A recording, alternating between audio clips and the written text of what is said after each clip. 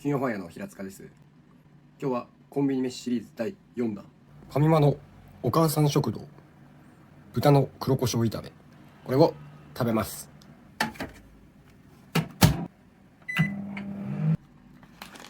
温まりました。めっちゃ美味しそうな匂いします。いただきます。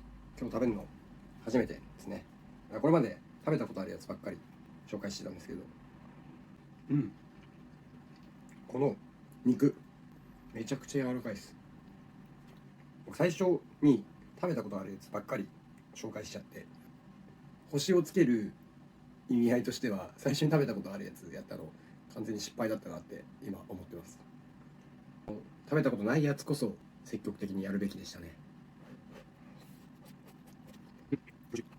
肉と野菜と焼きそばみたいなのが入ってるんですけど、全部あるのがいいですね。もう一個思ったのが、これまで食べてる様子ずっと撮ってるじゃないですか。無言で食べてるシーンってめちゃくちゃいらなくねと思って、1回につき1個しか商品食べないじゃないですか。どうせ本当は買ってきてるんで、いろいろほら今日もサラダもあるし、まとめて紹介しちゃった方がいいんじゃねっていう、食べたことないやつはとか考えながら今日はコンビニで選びました。で、1回食べちゃうと紹介する時の新鮮さも失われるし、これうまっ。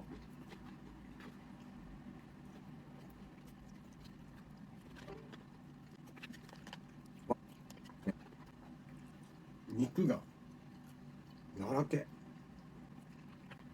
野菜も柔らけ、